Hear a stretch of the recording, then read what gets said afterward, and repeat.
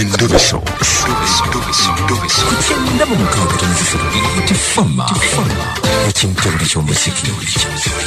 Endobeso. Kiwedde nine yampa eyanvuma yali anzise to kakale kakatulumbe tulabe ngambe yani yetina tovaako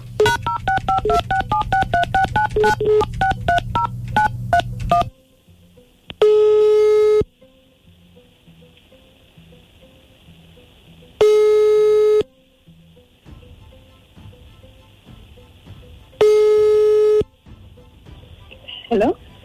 Tina. Wanji? Jebaleko. Kale na jebaleko. Obulamu. Bulungi. Kakati. Nze bampita kadima. Kuyambenja kadima. Nkubidde okuva ku beat wo. Okay. Kakati waliwo guy. Bamuyita Isaac. Isaac yankubidde. Owulira Tina? Nkuwulira. Nenti yakwanako naye. Wanji? Omujjukira. Mmanyi. Okay, yakwanako naye nga njagala ekinkubisizza. Ngambe kiki gwe tewamusiima kiki ye nga akwagala bwe mpulidde ng'ayogera. Agambe anjagala. Bana Isaac abiwanvu. Isaac enkwana ajja kwanamu yembi kiki. Are you with Isaac? Yes, he's on the line. Okay, can I speak with him? Can I speak with him? Do you want to speak to him? Yes, let me speak to him if it's possible. Okay. Isaac. Wanji baba.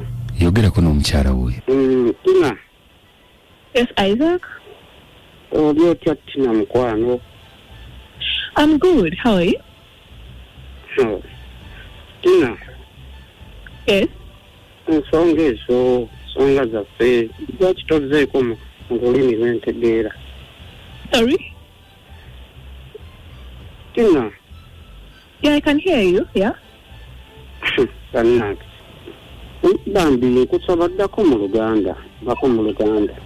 No, I actually prefer English, so you have to bear with me. Tina. So, Bambi nyamboddeko mu Luganda kale katono. I'm not going to be able to do that. So let's continue with English, please. So WhatsApp, do you have any plans for me? Because you said you love me, so. Tina, sibotyo tewandi nkoze botyo. Dako mu Luganda katono. I prefer English, Isaac. Bannange Tina.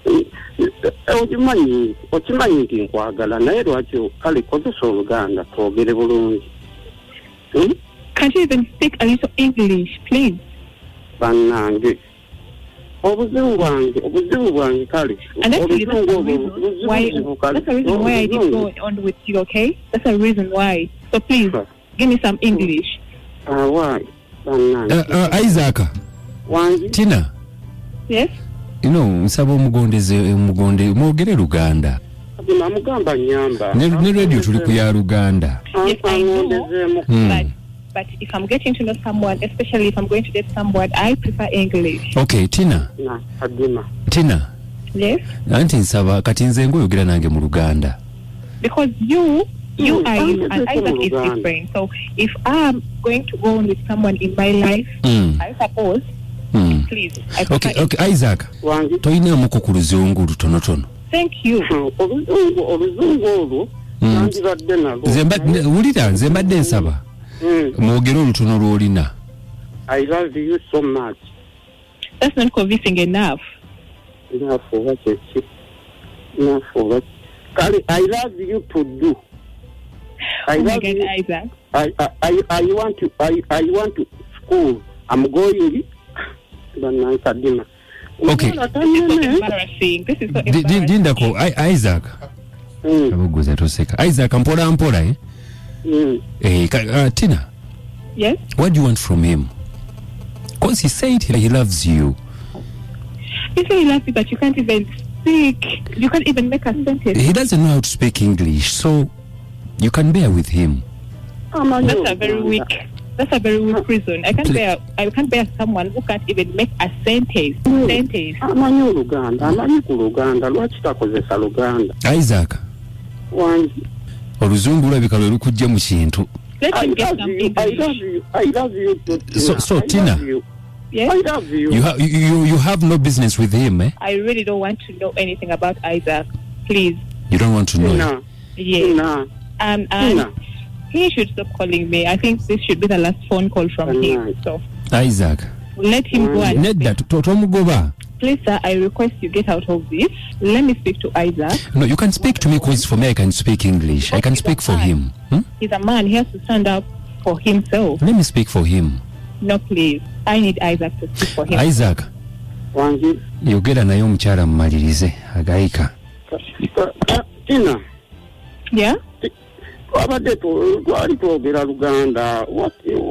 Kiki ekikutuuseeko? Isaac, you need to get some English if you want to get a girl, you know? Bannange Get some good English. You can't omuwala kamuveeko buvi sijja musobola oluzungu lungi.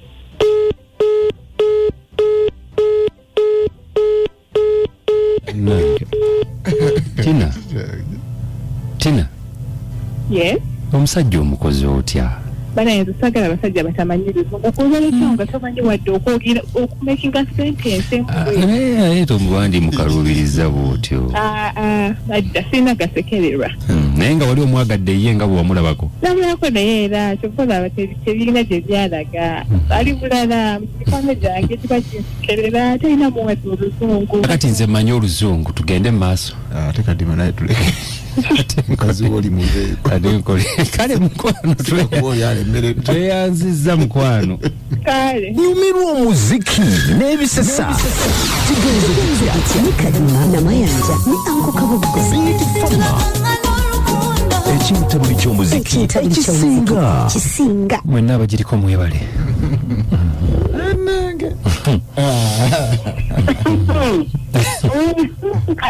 Aboko bawakudiba.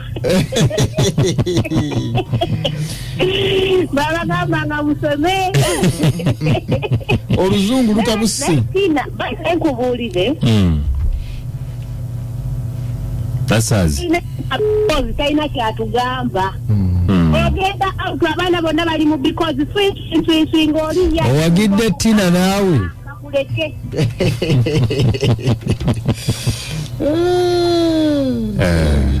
Ayo tugambe tutya ekyokukola tewali. Wanji wamma. Sagga wa Kabaka. Basooka kwavula. Sebo wamukwata mukuso. Obiwulidde. Era ne basooka kwavula zikisooka abeera na mama okumugoma ekinyende mu mpigi. Sebo. Baba nze Wali nnyo munaffe. Wabula simanyi kyakukola simanyi kyakwogera aneti eyukaga nti bane muweerera abaana mbatwale ku ssomero mwanyinaze Christine Senyanga nti baagi weekwatire Tina yisizaamu si bulungi ayokezza wallahi Brenda e Dubai Oluzungu lubadde Brenda biwulidde munakulaga nti tamanyi naye omutwalaganya musule bulungi mbeere bulungi mwera